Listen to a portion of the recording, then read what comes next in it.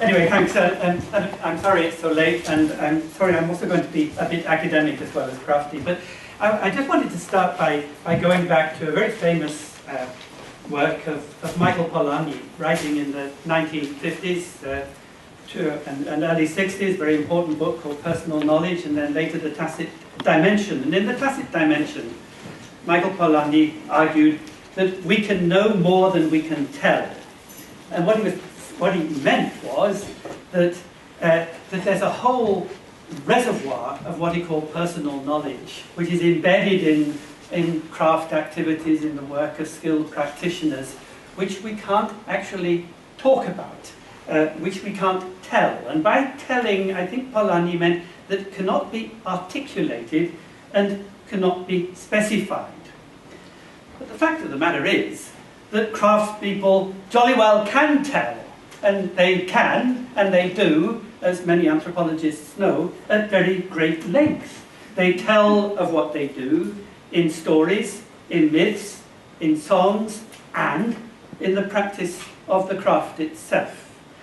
But the thing about it, about these ways of telling that craftspeople do everywhere, I think, is that they're ways of telling that don't actually specify things in the way that academics like them to be specified, and they don't actually articulate things in the way that academics understand articulation. In other words, craftspeople, or skilled practitioners of any kind, do tell, but their telling is not a practice of specification or a practice of articulation. Because articulation literally means joining up rigid elements into a structure, like an articulated lorry. Or when you put together bits of meccano, it means you've got a bit here and a bit there, and you bolt them together, and that's an articulated structure. And when linguists talk about articulate language, they actually have this linguistic model in mind that when we speak, we construct a sentence in our head by bolting together various bits, elements, clauses, phrases, to create this totality, which we then enunciate. It's a very strange model of speech production that linguists have. But that's what articulation means. But when craftspeople or skilled practitioners of any kind tell, they don't tell in that kind of way. I think their telling is more like telling a story. And the thing about storytelling is that the story is a path. It's a pathway. When you hear the story, you don't necessarily know exactly what it means, but later on you might find yourself in a situation which you say, oh, that was what that story was about, and then that story perhaps suggests how you might carry on from there. So a story is rather like this. Here's a story. It'll take you so far. And then you're where now? Then you pick up another story, and it'll take you a bit further. And then you pick up another one, and it'll take you a bit further, like that. And so you can carry on. Now, just recently, for completely different reasons, I happened to be reading work by students, theologians, who were looking at medieval understandings of tradition. And it comes from the Latin tradere, which means to hand over, just like here. And the point was that there's no content to tradition whatever. It's not about content, it's about a path. It's not about a body of knowledge that is being handed down from one generation. It's about a movement of carrying on and handing over so the next one can carry on and handing over to the next one. Just the way in which life is carried on from generation to generation. Each generation sort of overlaps the next, and then they carry on, and then the next one goes along there. The knowledge is something that builds up from your observations as you go along this trail. It is not something, a body of stuff that is handed down, because each generation, each of these lines in its turn, is building up their own knowledge, of course, through their practice and through their observations. It's quite interesting that actually in these medieval times, these biblical scholars said, well, there's not any content to the Bible. There's no content in the Bible at all. It just tells you where to go. And you follow it along, and you make your observations. It's a bit the same, I think, with craft. And in that case, if that's the way we're going to think about tradition, and I suggest that that's the way we should think about tradition, then sustainability means carrying on.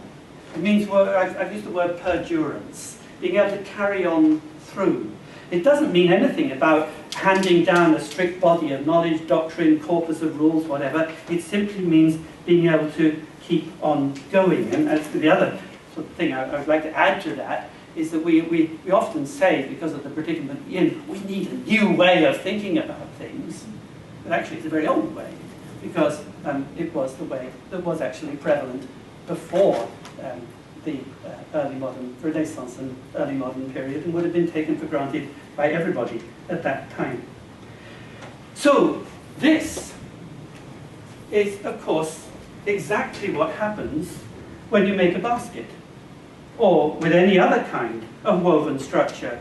Anne, I think, pointed out that really, basketry and sewing and embroidery and all other kinds of weaving, they all kind of meld into one another in the end, and you can't draw very firm distinctions between them. But what is common to all of them is the overlapping and carrying on of threads. And all you have to do to do the basket is imagine this woven round in a circle or a square or whatever form it is. But that's basically how that kind of thing is constructed. And therefore, precisely, a basket is not an articulated structure.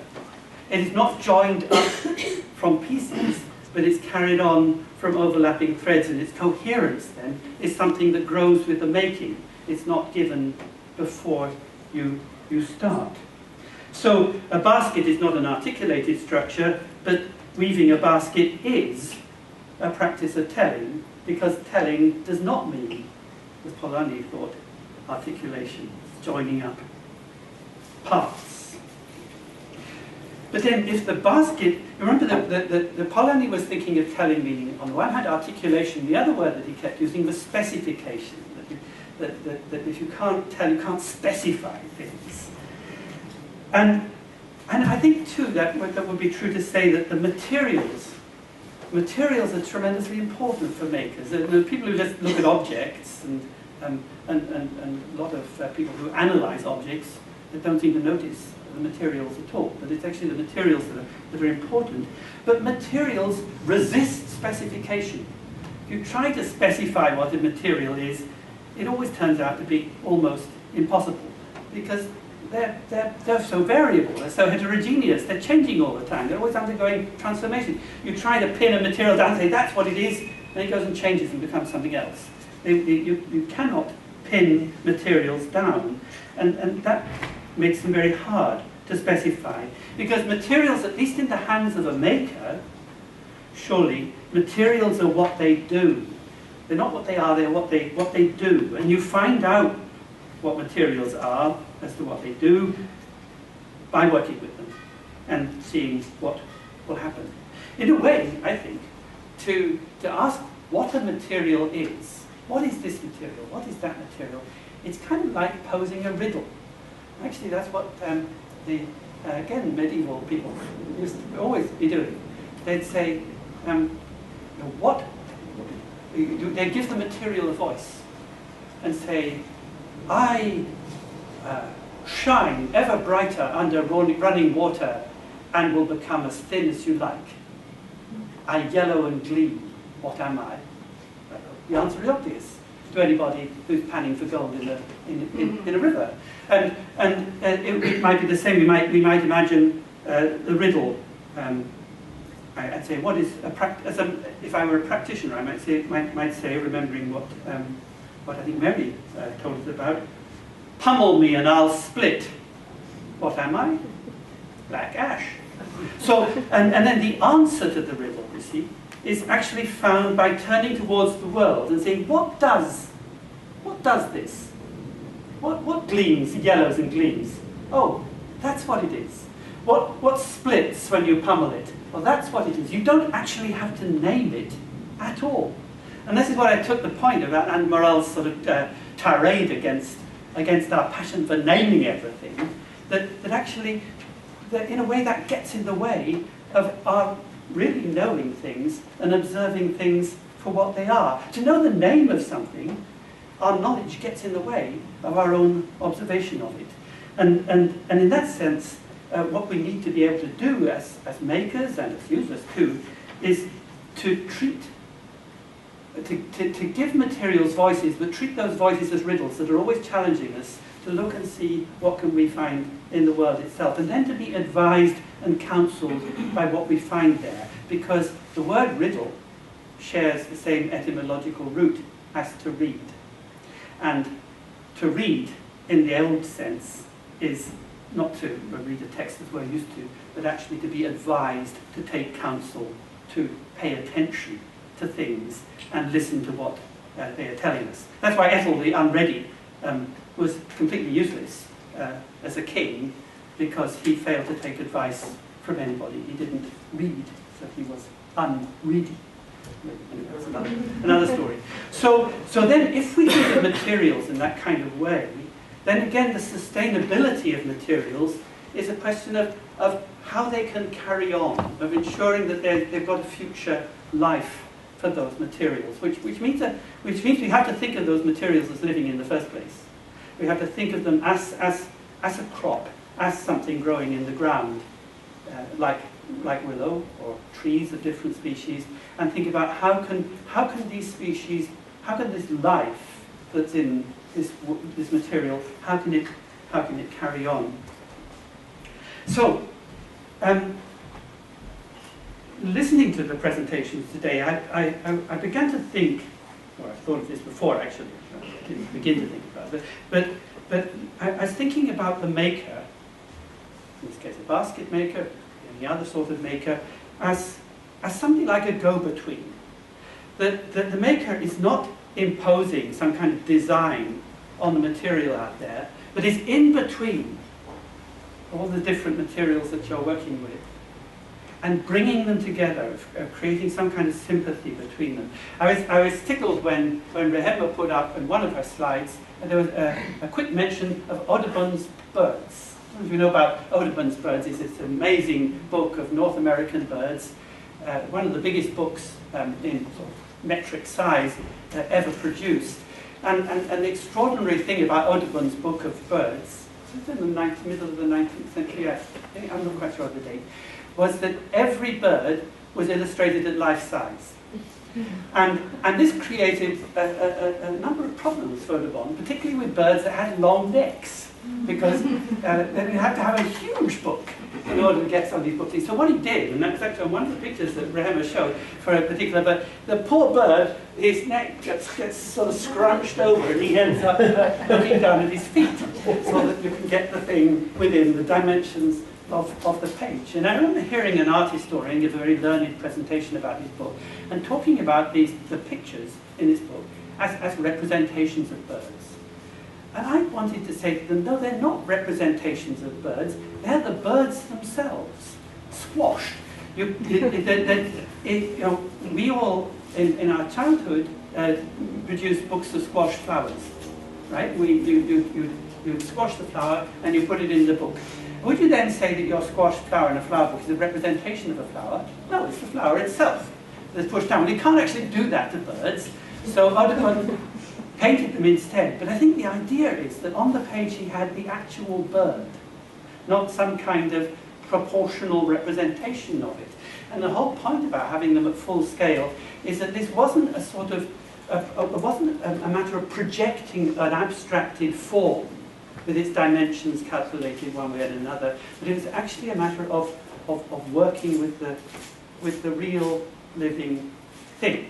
And in a way, you could say that to some extent making a basket is a sort of a practice of geometry, but it's not a geometry of ratios and proportions. It's not a geometry of projection. It's a geometry of actually working with lines and forces, where those lines and forces are the materials themselves, where you're instead of using ruler and compasses only, you're using willow and whatever else only.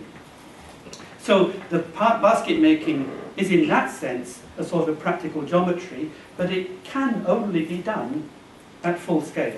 And that's what that little image from Audubon brought to my mind. The other thing that I kept thinking about was about hands and fingers. It strikes me nowadays that we are being sold technologies and information management systems in which we are told that the world is at our fingertips. We can sit there and press things with our fingers and call up whatever we want. But at the moment when the whole world seems to be at our fingertips, it also seems to be completely out of our hands. Something funny going on here. And the more the world is at our fingertips, the more it is out of our hands. And I think what's happened is that there's been a tension between touch sensitivity and sentience. And those two are not quite the same things. Because we can operate a keyboard which is highly touch sensitive, or use one of those machines like I used in the morning, which didn't work, to buy my rail ticket, by pressing here and there, with our fingers, and that involves a sort of touch, but without any kind of engagement at all. That is, our contact with the world is what the information theorists call a hit, I think. There's just a hit. But in that hit, there is no possibility of sentience, no possibility of feeling, because feeling is something that you can only do, well, you can sort of do it at the fingertips. I mean, that actually, when I play the cello, and I bring my finger down on the string, that's fingertip feeling. But the critical thing is that when I bring my finger down on the string, because like every other cellist, I practice vibrato, it keeps on moving even after I brought it down. It doesn't come to a stop. And if I don't use any vibrato, the sound that comes out is weird. It's completely lacking in feeling. It sounds spooky because of that. So sentience is something that involves quite a different way of handling materials than when we talk about touch sensitivity. And the reason I mention this is I think we've got to be careful, because people talk a lot in a rather bland way about tactility, or about haptic experience and so on, and so that's very hands-on, that's very with it. It isn't. Or at least there are lots of different kinds of haptic or tactile sensation, some of which are sentient, and some of which are very much not sentient. And I do think that the direction of sort of technological enhancement, by and large, up to now, has been towards sensitivity and against sentience, and that's something that could be reversed. And I think if we could think about ways in which these two things sentience and sensitivity could be brought together rather than working against one another, then we could be basket makers without being Luddites. We could think about ways in which the technological possibilities that we have nowadays could enhance craft skill rather than pull against it. And that would be an important direction, which I think a lot of people in design are beginning to think along those lines now. So we're already going that way. But up to recently, we haven't. Just a couple of other things that I wanted to mention. The first is about the politics. Yesterday, and the reason I apologize that I was not here yesterday, was that we had a 2-day or 1.5-day festival of walking and ideas up in Aberdeen, and I was having to chair a discussion, a good discussion we were having about walking. There's a lot of things in common. The sorts of people who think walking is a good thing to do for all sorts of reasons. So they're folk like you. I'm sure you're pretty much on the same page, and the sorts of issues that were being talked about yesterday about why walking is such a good thing are very much the same sorts of things that have been talked about today, and for very obvious reasons.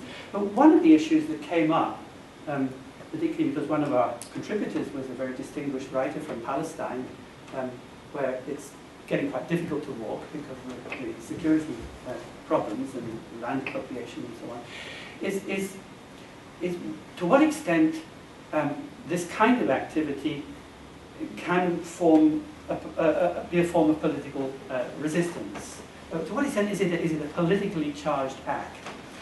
And we had a very interesting discussion about this, as a result of which most people felt extremely uneasy about the idea of saying that to walk, or to say, I am going to make a basket, you know, never mind Tesco's and everything else, I'm going to make my basket. That to do that as a deliberate political act is not necessarily the best or the right way to go, because somehow it seems to reduce it. Somehow it seems to make it purely instrumental. I'm doing this just to make a political statement. Then what's the worth of it otherwise? And the conclusion we came to was that ultimately, in the long term, walking or making baskets or doing other things of this kind can and probably will have huge political impact, but only if it is never branded as political. In other words, it's no good saying, I am making a... You must be making baskets or walking or whatever it is because you feel that is the right and proper thing to be doing and the right way to live. And then eventually, maybe, hopefully, it will have an impact on wider society and things will change in the direction of sustainability and the rest of it that we hope they will go in. But to carry out activities that we feel are intrinsically right as a way of explicitly making a political point is to devalue those activities, and therefore to take, in a way, to take the whole substance out of what we are doing. That was, and remarkably, I think everybody yesterday when we had this discussion nodded their heads and said, that sounds about right. And I think maybe it sounds right here too. But the other thing I wanted to mention, which I think is so terribly important and has come up quite a few times today, is about teaching and learning. And I think it's related to the political thing, because you can't really separate them out. I mean, many people have pointed out that learning a craft is transformational, and there can be little doubt about that. From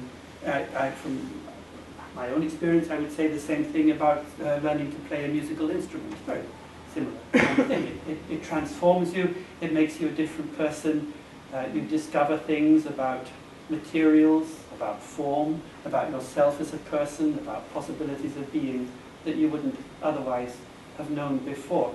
But that kind of transformation counts for nothing unless you then go on to transform the others. And that's to say that transformational learning would be pointless if you did not then give back to the world to which you owe your formation something of those transformations which you've gained. And this is something I've been banging on about for ages to my anthropological colleagues who never, not all, some do, but some never seem to get the point, which is that if we go, for example, as anthropologists and do fieldwork and learn things and discover things about ourselves and about them and about the world, if we do not then go on to teach, to convey, to help transform the lives of next generation of students, all that would have been pointless. And the thing that really makes me angry is the academic, might be an academic anthropologist or perhaps a research manager, who assumes that the point of going to do that field work is to collect data so that you can then write it up, and that the end point of it all is just the monograph, as though there was no teaching there.